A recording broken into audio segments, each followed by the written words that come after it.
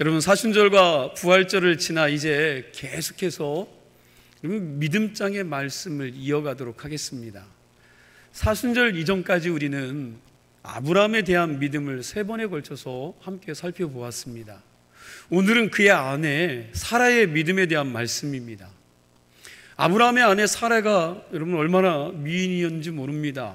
여러분, 보통 미인이 아니라 굉장히 아름다운 미인이었습니다. 당시 미세스 이스라엘 정도였던 것 같습니다. 얼마나 미인인지 너무 예뻐서 길에 나가면 남자들이 시선을 집중적으로 받았던 것 같습니다. 그랬기 때문에 아브라함은 자기 부인이 너무 미인이라 뭐했어요? 여러분, 이쁜 여인을 데리고 사는 사람은 뭐합니까? 여러분, 불안한 거죠. 불안했던 겁니다. 왜냐? 그 당시 고대 근동지방의 문화에서는 최고로 예쁜 여자애는 누구에게 갈까요? 왕에게로 가게 되어 있었습니다. 여러분, 그리고 혹 그 여인에게 남편이 있다면 여러분 죽이면 되는 거예요. 아무 문제가 될 게 없습니다. 창세기 12장 말씀을 보면 아브라함이 기근으로 인해 애굽 땅으로 들어가는 모습이 나오는데, 그때에 아브라함이 애굽으로 가면서 자기 아내 사라에게 뭐라고 말합니까? 그리고 창세기 12장 11절에서 13절 말씀을 함께 읽도록 하겠습니다.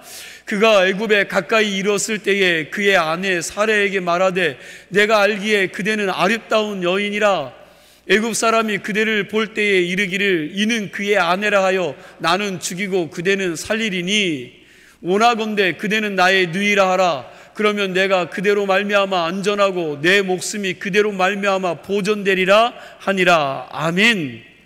이 말을 쉽게 말하면 여보, 당신이 너무 아름답고 예뻐서 나를 죽일지 몰라요. 내가 안전하게 살려면 당신이 나의 여동생이라고 말해야 해요. 그래야 내 목숨이 부지될 수 있어요. 자, 이제부터는 나를 오빠라고 부르는 거예요. 자, 불러보세요, 오빠. 이건 그런 거죠. 그런 겁니다. 네. 여러분, 아니나 다를까 아브라함의 예감은 뭐였어요? 네, 적중했고 아내를 누이라 속인 덕분에 아브라함이 살아났습니다. 또 아브라함은 자기가 사라의 오빠라는 말한 결과 애굽 왕에게 아내를 빼앗겼지만 그 대가로 애굽 왕에게 결혼 지참금까지 후하게 받았습니다. 염소와 양과 소와 노비와 나귀와 낙타를 얻었습니다. 의도가 어찌되었든 부인 팔아 뭘 챙겼어요? 한몫 재산 단단히 챙긴 겁니다. 찌질남의 전형입니다. 자, 이제 애굽 왕 바로가 사라를 데려가서 자기 아내로 삼으려고 하는데 그때 어떤 일이 일어납니까? 여러분, 하나님이 개입해 들어오신 겁니다. 우리 12장 17절, 창세기 12장 17절 말씀도 함께 읽겠습니다. 여호와께서 아브라함의 아내 사레의 일로 바로와 그 집에 큰 재앙을 내리신지라. 아멘. 바로와 그 집에 큰 재앙을 내리시고 혼을 내신 겁니다. 그 재앙이 무엇인지는 정확하게 기록되어 있지는 않지만 바로는 그야말로 혼쭐이 났습니다. 애굽왕 바로가 얼마나 겁을 잔뜩 집어먹었는지 사라를 아브라함에게 돌려보내면서 이 사기 결혼에 대한 책임을 아브라함에게 묻지도 않고 뭐라고 말합니까? 19절입니다. 창세기 12장 19절도 함께 읽겠습니다. 내가 어찌 그를 누이라 하여 내가 그를 데려다가 아내를 삼게 하였느냐? 내 아내가 여기 있으니 이제 데려가라 하고. 그럼 뭐예요? 내 아내를 어찌 속였다는 거죠. 여기 있으니 내 아내 데려가라. 여러분, 그렇잖아요. 왕답지 않은 그런 말입니다. 왕인 자신을 능멸했으니 죽어 마땅한 죄인은 아브라함에게 고작 너 때문이잖아. 내 잘못이 아니라고. 누구? 너 때문이야. 그러니 빨리 데리고 가. 여러분, 이렇게 변명하기에 바빠요. 이때 사라의 나이가 60대 중반이었는데도 이런 일이 일어난 것을 보면 여러분 정말 어마어마한 미인이었던 것 같습니다. 근데 사실 지금 이 상황에서 하나님께 혼나야 될 사람이 바로가 아니라 누구예요? 여러분, 왜? 아브라함이지 않습니까? 그런데 하나님께서 아브라함에게 책임을 묻지 않으시고 왜 이렇게 급히 개입하셨을까? 왜냐? 여러분, 사라가 누굽니까? 사라. 믿음의 자손을 낳을 열국의 어미가 될 자 아닙니까? 하나님께서는 앞으로 사라 이 여인을 통해서 순전한 약속의 자녀들이 나오게 하실 그 계획이 있으셨기 때문에 이렇게 급하게 하나님께서 직접 개입하신 것입니다. 요즘 젊은 사람들이 결혼하면 자기 남편에게 뭐라고 그래요? 오빠 오빠라고 부른다고 하지요. 근데 그 원조가 누굽니까? 사라가 원조예요. 성경에 다 나와 있어요. 물론 사라가 남편의 성화에 못 이겨서 남편 살리기 위해서 어쩔 수 없이 오빠라고 한 것이긴 하지만 어찌되었든 여러분, 오늘은 남편을 오빠라고 부르는 원조 사라의 믿음에 대해서 여러분과 제가 살펴보도록 하겠습니다. 자, 우리 본문 11절 말씀을 같이 읽겠습니다. 11절 말씀입니다. 믿음으로 사라 자신도 나이가 많아 단산하였으나 잉태할 수 있는 힘을 얻었으니 이는 약속하신 이를 미쁘신 줄 알았습니다. 아멘. 여기 보니까 믿음으로 사라 자신도 그랬습니다. 이 말은 사라의 믿음을 강조하는 말로 사라가 아브라함의 믿음에 끌려다니고만 했던 믿음이 아니었다는 표현입니다. 자기의 믿음으로 하나님을 섬겼다는 말입니다. 믿음으로 사라 자신도 라는 말을 더 쉽게 표현하면 사라 자신의 믿음으로라고 말할 수 있습니다. 이게 오늘 나눌 첫 번째 주제입니다. 사라라는 이 여인이 대단한 미인이지만 믿음도 대단히 좋았던 겁니다. 보통 우리가 어디를 간다면 여러분, 여자들이 준비할 게 참 많습니다. 어디 1박 2일 여행을 하거나 친척집에 놀러 간다 해도 이러면 여자들이 바리바리 준비하는 게 너무 많습니다. 남자들은 간단하죠. 속옷 하나, 양말 한 켤레, 여러분 그냥 추리닝 한 벌이면 끝이 납니다. 근데 여자들은요, 하루만 나가도 엄청난 집을 싸갑니다. 그런데 이 사실을 모르고 계신 남자분들은 아내의 고충을 진짜 모르고 산 분들입니다. 무슨 말입니까? 아브라함의 아내 사라는 한 가족만이 아니 여러분 부족 전체의 살림을 맡아서 하는 내무부 장관이었습니다. 그러니 아브라함의 아내 사라가 해야 할 일이 얼마나 많았겠습니까? 아브라함의 여러분 여정을 보면 아내 사라의 역할이 결코 작지 않다는 것을 우리가 말씀을 통해 알 수가 있습니다.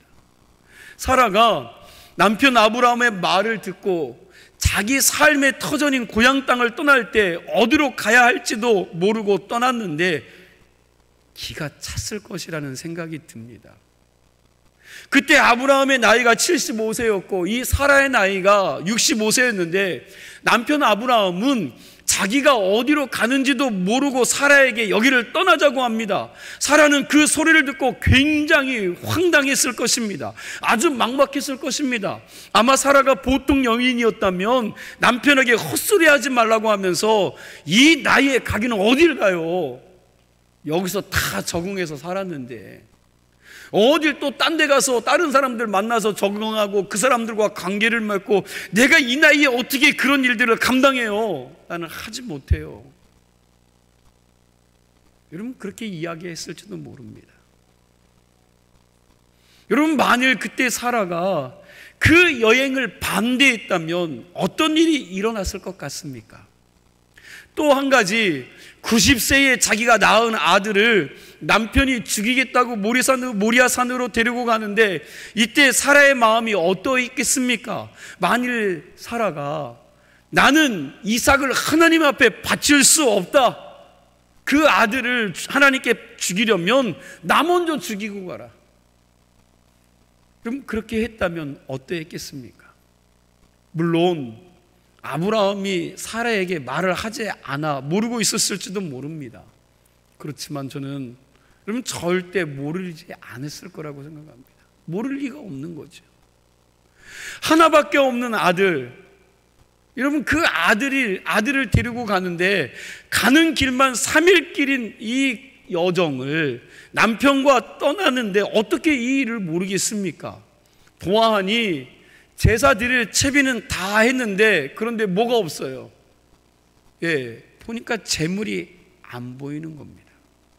이상하다는 눈치를 챘을 것입니다. 따져 물었을 수도 있습니다. 떠나기 전날 밤 이 두 부부는 깊은 고민 중에 설전을 했을지도 모르겠습니다. 그러나 여러분 성경을 보면 여기에 대해서 사라가 남편 아브라함에게 항의를 하는 모습이 한마디도 나오지 않습니다. 사라는 남편 아브라함이 가자고 했을 때 여러분 그대로 따라갔고 하자는 대로 하면서 순종하며 따라갔다는 것입니다. 여기서 여러분들에게 좀 질문을 하겠습니다. 여러분, 사라의 본래 성격이 온순하고 순종적이어서 남편이 하자는 대로 다 한 것입니까? 대답 좀 해보세요. 사라가 여러분 온순하고 순종적이어서 남편 말에 다 여러분 따른 겁니까? 여러분 말씀해 보면 사라도요 한 성깔 하는 여자였어요. 자기 몸종 하갈이 임신해서 아이를 못 낳는 자기를 무시했을 때 어떻게 했습니까? 내쫓았죠. 뱃속에 아이가 있는 임산부를 그냥 내쫓았습니다. 그런데 이 모습을 보고 있던 아브라함도 말리지 못했습니다. 두 번째 질문입니다. 그렇다면 사라가 아브라함을 무조건 신뢰하고 존경했기 때문에 남편이 뭐라고 하든지 순종하고 따랐을까요? 그것도 아닙니다. 왜 아닙니까? 사실 아브라함은 한 번도 아니고 두 번씩이나 자기 살겠다고 마누라를 팔아먹은 비겁한 남자였습니다. 그런 남편을 어떻게 무조건 신뢰하고 존경만 할 수 있겠습니까? 그런데 어떻게 사라는 남편이 하는 말에 단 한마디도 항의하지 않고 따지지도 않고 하자는 대로 다 할 수 있었을까? 어디로 가는지도 모르는데 어떻게 묻지도 않고 순순히 따라갈 수 있었겠습니까? 그리고 자기 목숨보다 더 소중한 90에 낳은 그 아들을 죽이러 가는 그 길을 막지 않을 수 있었습니까? 그 이유는 하나밖에 없습니다. 뭘까요? 믿음 때문입니다. 여러분 오늘 본문 11절에 보니까 믿음으로 사라 자신도 하는 믿음 때문입니다. 이 믿음은 남편을 믿는 믿음이 아니라 하나님을 믿는 믿음인 줄로 믿으시기 바랍니다. 하나님의 신실성과 자기를 향한 하나님의 선한 계획을 믿었기 때문에 그렇게 할 수 있었던 것입니다. 사라는 하나님의 임재하심을 여러 번 체험했습니다. 앞에서 말씀드린 대로 아브라함과 사라가 애굽 땅으로 들어갈 때 애굽 왕 바로가 사라의 미모와 아름다움을 보고 자기 아내 첩으로 삼으려고 데려갔는데 하나님의 특별한 관심으로 그리고 하나님의 관섭으로 그 위기 가운데에서 하나님의 보호하심을 체험했습니다. 그리고 아브라함이 남방 땅 그랄이라는 곳으로 들어갈 때에도 그랄 왕 아비멜렉 역시 그 사라의 미모에 반해서 사라를 자기 아내로 취하려고 했습니다. 그런데 그때에도 하나님께서 아비멜렉의 꿈에 나타나셔서 막아주셨습니다. 이렇게 하나님께서는 사라의 몸이 더럽혀지지 않도록 보호해 주셨습니다. 이 외에도 사라는요 하나님을 여러 번 체험했기에 하나님에 대한 확실한 믿음이 그 안에 있었습니다. 그 믿음을 가지고 남편 옆에서 좀 비겁한 남편이지만 여러분 그 남편을 돕고 격려하면서 길을 끝까지 간 것입니다. 만일 사라 자신에게 이 믿음이 없었다면, 만일 사라가 자신의 믿음으로 아브라함을 돕는 배필이 되지 못했다면, 아니 사사건건 남편이 가는 길을 반대하고 브레이크를 걸었다면 과연 아브라함이 우리 믿음의 조상이 될 수 있었을까 하는 생각을 해보았습니다. 그러므로 아브라함의 믿음만 위대한 것이 아니라 사라의 믿음도 위대한 믿음입니다. 그러하기에 아브라함만 믿음의 조상이 된 것이 아닙니다. 사라도 열국의 어미가 된 것입니다. 세상에는 아내의 반대로 자기가 계획한 일들을 포기하는 남편들도 있습니다. 세상에는 아내의 연약함 때문에 자기 본래의 꿈을 펼치지 못한 남편들도 있습니다. 그런데 사실 어느 누가 자기 남편이나 아내가 가는 길을 일부러 발목을 잡겠습니까? 그럼 왜 남편이 아내의 가는 길에 발목을 잡고 못 가게 합니까? 왜 아내가 남편이 가는 길을 발목 잡고 못 가게 합니까? 그 이유는 내가 약해서입니다. 본인이 약해서. 내가 믿음이 없어서입니다. 내가 약하고 믿음이 없으면 배우자의 도움이 되는 것이 아니라 배우자에게 짐이 됩니다. 배우자의 발목을 잡는 방해물이 될 수 있습니다. 제가 아는 신실한 목사님이 계십니다. 이분이 고등학교 교사였는데 나중에 목사가 되었습니다. 이분이 예수님을 만난 뒤에 자기 평생을 하나님의 영광을 위해서 자기의 삶을 하나님께 온전히 드리고 싶었습니다. 그래서 신학 공부를 하고 선교사 되기를 원했습니다.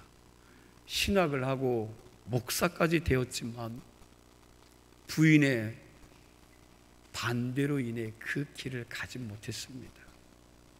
언어 감각이 좋고 영어도 잘하고 머리도 비상하고 열정과 실력 모든 것들을 겸비한 분입니다. 그러나 결국은 부인의 반대 때문에 목회를 하지 못하고 지금은 고등학교 기간제 교사를 하고 있습니다. 여러분, 돕는 배필이 되기를 원하십니까? 사랑하는 사람들을 도울 수 있는 버팀목이 되기를 원하십니까? 그렇다면 자신의 믿음부터 돌아보시기 바랍니다. 어떤 분들은 불신자 남편 때문에 신앙생활하는 것을 많이 힘들어합니다. 맞습니다. 정말 힘드실 것입니다. 금요연합석회에서도 말씀드렸듯이 우리가 신앙의 여정을 가는데 가장 먼저 방해하고 믿음을 따르지 못하게 하는 사람이 우리 가장 가까운 곳에 있는 식구들이다 그랬습니다. 특히 남편과 아내는 더 하겠지요. 그렇다고 생명의 길을 발견했는데 멈출 수는 없지 않습니까? 가야 합니다. 그때 믿음 없는 남편, 믿음 없는 아내의 방해가 있을 때에 여러분들은 어떻게 하십니까? 믿음 없는 남편의 말이라도 그의 영혼을 얻기 위해 믿음을 가지고 순종하려고 하고 있습니까? 아니면 믿음 없는 남편의 말을 핑계 삼아 나의 믿음까지 포기하고 있지는 않습니까? 내가 믿음으로 서 있어야 돕는 배필이 될 수 있음을 믿으시기 바랍니다. 더불어 자신의 건강 또한 살펴보시기 바랍니다. 내 몸이 약해지면 남편과 아내를 도울 수가 없어요. 죄송하지만 오히려 짐이 될 뿐입니다. 제가 주문진 이곳에 와서 여러분 너무 사랑과 섬김을 잘 받아서 이 짧은 기간에 여러분 10kg 이상이나 체중이 늘었습니다. 여러분 얼굴을 보시는 분들이 매주 얼굴이 달라 보인다고 하십니다.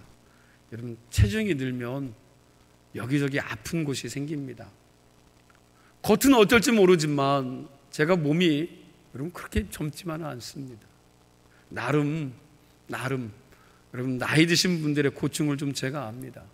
그래서 어떻게 해서든지 이 컨디션을 조절하고 운동을 할 시간을 내어서 몸 관리를 하려고 애를 씁니다. 그러니까 자꾸 왜 안 먹느냐고 여러분 섭섭해하지 마시고 여러분 건강 관리한다 생각해 주시길 바랍니다. 주시는 대로 다 먹으면요, 여러분 지금도 오식 째는데 여러분 난리 납니다. 탈이 납니다. 최대한 목회는 끝까지 해야 되지 않겠습니까? 그러려면 건강해야지요. 그래야 제가 교회와 또 가족들에게 짐이 되지 않을 테니까요. 제가 더 건강해야 여러분 교회를 더 잘 섬길 수 있지 않겠습니까? 저는 여러분들을 돕는 자가 되기를 원합니다. 무슨 얘기냐 하면 남편, 아내도 마찬가지라는 겁니다. 크게 도우려고 하는 것보다 먼저 내 자신이 건강하게 굳게 서 있는 것이 중요한 것입니다. 자신이 건강하면, 자신의 믿음이 건강하면 배우자의 큰 버팀목이 된다는 것입니다. 사라가 그랬다는 것입니다. 사라는 자신의 믿음으로 남편의 연약함을 곁에서 채워가면서 한평생 함께 믿음을 걸어갔습니다. 바라기는 여기 계신 모든 믿음의 성도님들께서 다른 사람들의 짐이 아니라 다른 사람들을 도울 수 있는 영적인 성숙한 믿음이 다 되시기를 간절히 축원합니다. 짐이 아닌 돕는 자들로 세움받기를 축복합니다. 11절 말씀, 오늘 본문 우리 다시 한번 함께 읽겠습니다. 11절 함께 읽습니다. 믿음으로 사라 자신도 나이가 많아 단산하였으나 잉태할 수 있는 힘을 얻었으니 이는 믿으신 줄 알았습니다. 아멘. 여러분 11절 말씀에 보면 잉태할 수 있는 힘을 뭐 했다고요? 얻었으니 하는 말씀이 있습니다. 잉태할 수 있는 힘을 얻었다고 하는데 무엇으로 그 힘을 얻었다고 합니까? 믿음으로죠. 믿음으로 사라 자신도 나이가 많아 단산하였으나 잉태할 수 있는 힘을 얻었으니, 믿음으로 잉태할 수 있는 힘을 얻은 것입니다. 여러분, 믿음은 힘입니다. 믿음은 능력이고 힘이고 파워입니다. 사도행전 1장 8절 말씀을 보면 이런 말씀이 있죠. 함께 읽습니다. 오직 성령이 너희에게 임하시면 너희가 권능을 받고, 여기까지만요. 자, 너희가 뭐 하고요? 권능을 받고. 그리고 로마서 1장 16절 말씀도 보니까 이렇게 말씀하죠. 함께 있습니다. 내가 복음을 부끄러워하지 아니하노니 이 복음은 모든 믿는 자에게 구원을 주시는 하나님의 능력이 됨이라. 아멘. 여러분, 성령이 임하면 너희가 권능을 받을 것이다. 그리고 복음은 하나님의 능력이다 그랬는데, 여기 권능이라는 말과 능력이라는 말이 헬라어로 두나미스라는 그런 단어입니다. 두나미스. 오늘 본문 11절에 잉태할 수 있는 힘도 두나미스입니다. 권력, 능력, 힘이라는 말이 헬라어로 두나미스라는 말인데, 이 두나미스라는 말에서 영어 단어 다이나마이트가 나왔습니다. 그러니까 두나미스라는 말은 다이나마이트 같은 엄청난 파워와 힘을 가리키는 말입니다. 여러분, 다이나마이트의 폭발력을 보셨지요? 여러분, TV를 통해서 보셨을 것입니다. TV 같은 데 보면 거대한 돌산을 깨트릴 때 구멍을 내고 거기다가 다이나마이트를 몇 개 넣고 여러분 몇 번 펑펑 터뜨리면 어때요? 그 큰 바위가 무너집니다. 2020년인가요? 북한이 남북 공동 연락 사무소를 어떻게 했어요? 폭파시킨 사건, 여러분 텔레비로 생생히 보셨지요. 그 건물 곳곳에 다이나마이트를 설치하고 스위치 한번 딱 누르니까 여러분 눈 깜짝할 사이에 그 건물들이 와르르 어떻게 무너지는 겁니다. 성령의 두나미스, 복음의 두나미스, 믿음의 두나미스, 이 능력이, 이 파워와 힘이 세상을 바꾸고 나라를 바꾸고 민족을 바꾸고 사람을 바꾸고 변화시킨다는 것입니다. 그 힘으로 배우지 못한 갈릴리 촌 사람들이 대로마 제국을 뒤집어 엎었습니다. 그 힘으로 마틴 루터와 종교개혁자들이 유럽 천지를 새롭게 믿음으로 변화시켰습니다. 그 힘이 독일에 들어가니까 미개했던 민족이 세계 문화를 선도하는 나라가 되었습니다. 독일의 음악, 철학, 신학이 세계와 여러분 세계 문화 예술을 선도하게 된 것입니다. 그 힘이 해적 바이킹에게 들어가니 그 민족이 신사의 나라가 되었습니다. 영국 신사라고 하잖아요. 그 힘이 평양 깡패에게 들어가니까 거룩한 목사가 되었고요. 그 힘이 손양원 목사님에게 들어가니까 자기 아들을 둘이나 죽인 철천지 원수를 아들 삼아 입양시켜서 그를 목사로 만들게 했습니다. 그 힘이 90세 할머니가 아이를 잉태할 힘을 얻어서 아들들을 낳은 것입니다. 우리가 믿는 하나님은 그런 힘을 우리에게 주셨습니다. 우리가 하나님께 받은 복음이 다이너마이트 같은 힘을 지니고 있다는 것입니다. 다이너마이트 같은 능력이 있다는 것입니다. 그런데 우리는 그 엄청난 폭탄을 가지고 딱총 장난감만한 신앙은 아닙니까? 오늘날 많은 크리스찬들이 여러분 그런 엄청난 힘, 엄청난 복음의 힘을 가지고 말장난하는 믿음이 되어버리지 않았습니까? 물론 어떤 이들은 지금도 그 믿음을 가지고 하나님의 기적을 체험하며 살기도 합니다. 그러나 어떤 이는 이 똑같은 복음의 힘을 가지고 너무너무 무력한 신앙생활을 하고 있다는 사실입니다. 이 시간 한번 우리의 믿음을 돌아보시기 바랍니다. 나의 믿음은 어떤 믿음입니까? 믿음으로 하나님의 기적을 경험하면서 사는 힘 있는 성도입니까? 파워 크리스찬입니까? 아니면 그 믿음의 능력을 가지고도 겨우 딱충질이나 하고 있는 그러한 신앙인은 아닙니까? 사라의 나이가 90이었는데 이 나이는 자기 몸 간수하기도 쉽지 않은 나이입니다. 그 나이에 자기가 아이를 잉태할 수 있다는 이 믿음이 도대체 어디서 나온 것입니까?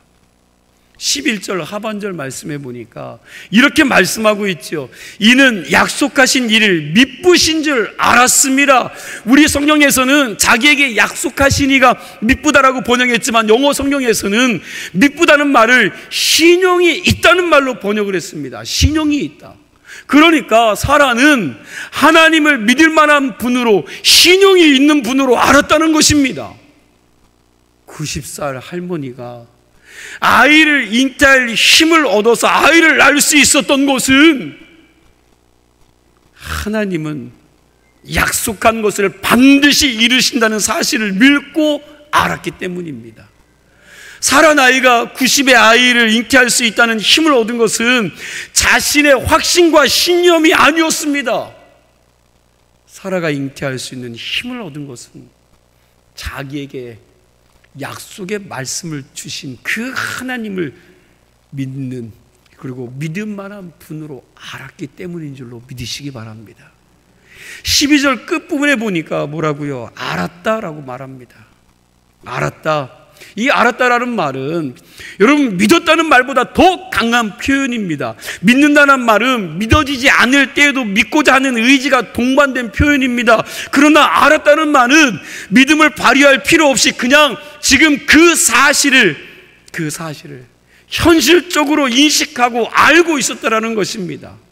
사라는 하나님을 믿을 만한 분이라는 사실을 경험함을 통하여 믿은 것을 뛰어넘어서 여러분 알고 있었던 것입니다.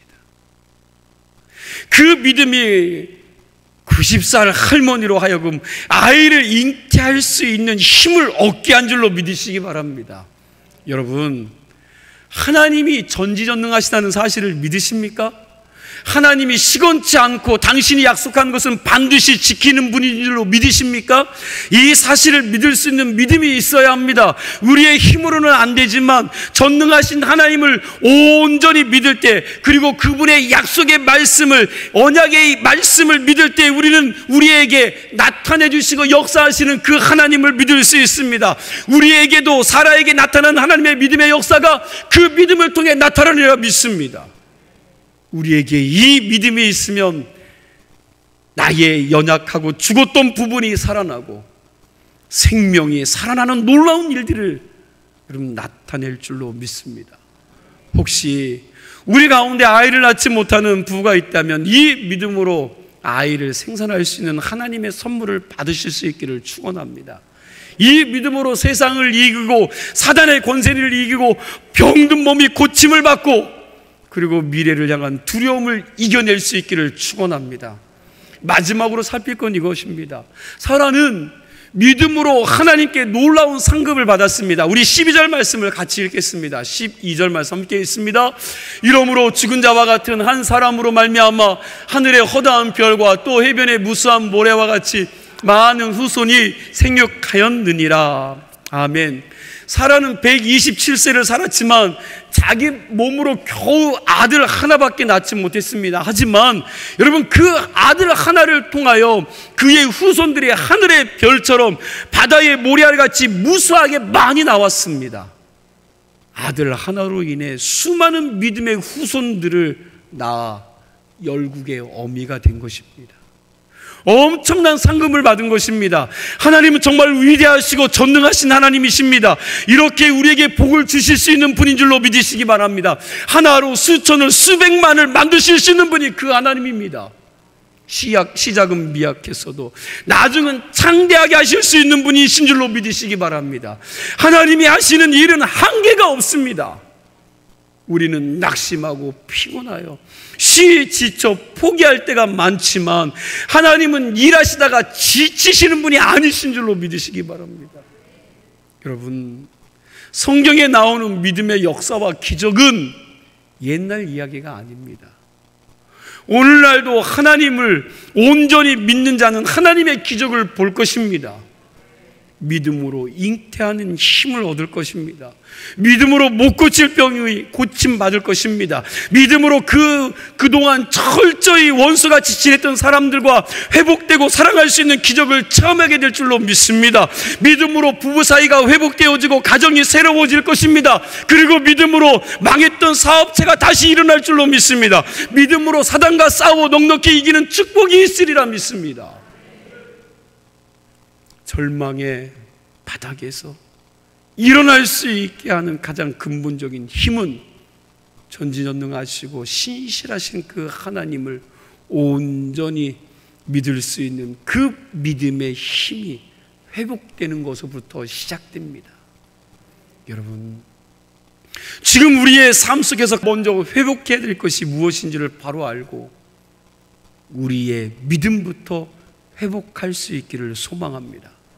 주님은 우리에게 너는 마음에 근심하지 말라, 하나님을 믿으니 또 나를 믿으라고 말씀하셨습니다. 올해 우리 교회 표어가 믿음으로 하나님을 기쁘시게 하라. 여러분, 믿음으로 하나님을 기쁘시게 하라인데 이 시간 우리의 믿음을 다시 한번 돌아보았으면 합니다. 여러분, 하나님은 지금도 살아계십니다. 죽고 사는 문제가 하나님 손에 있다는 사실을 믿으시고 하나님을 붙잡으시기를 바랍니다.